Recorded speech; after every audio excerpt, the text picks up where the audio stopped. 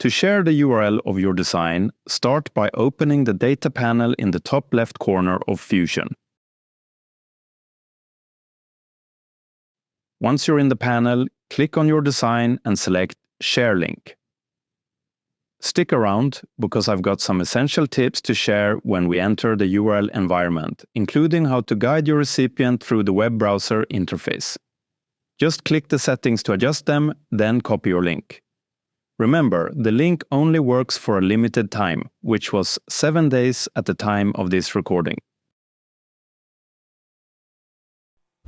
Next up, let's look at full screen mode.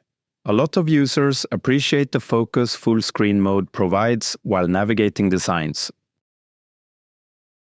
Need a physical copy? You can easily print a web version of your design or save it as a PDF. You can fully customize your experience within the settings. Change environments,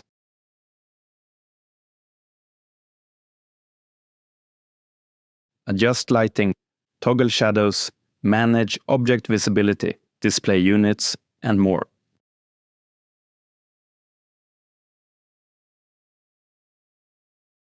The model browser is another great tool for controlling visibility. It allows you to easily toggle on and off different parts of your design. Although this roundbox model isn't ideal for the Explode tool, this feature is perfect for complex multipart designs, giving you an overview without manually toggling visibility. Viewing your design from various angles is simple in the document browser. You'll recognize the camera angles from the Home button and the View cube in the top right corner of the canvas. Adding an X-plane functions like a section analysis, allowing you to explore different perspectives of your Fusion model while the X-plane is active. Fusion also provides a robust set of measuring tools. You can customize unit types and precision under measure settings, making measurement quick and intuitive. If you've added markup to your design, it's easy to hide or display it.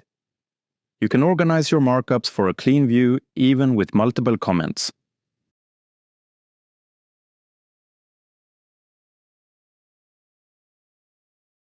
I like to save snapshots with my annotations for quick reference.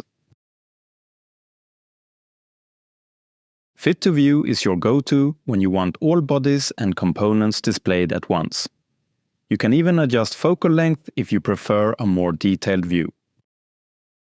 First-person navigation settings are like playing a video game. Make sure you don't get lost exploring your design from this perspective.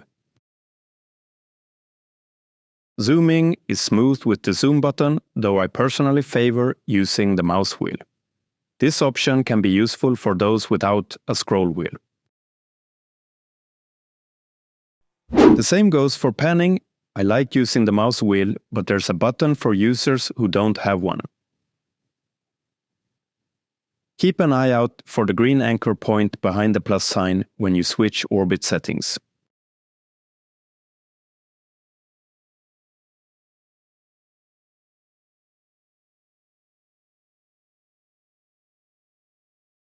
And that's it for this tutorial.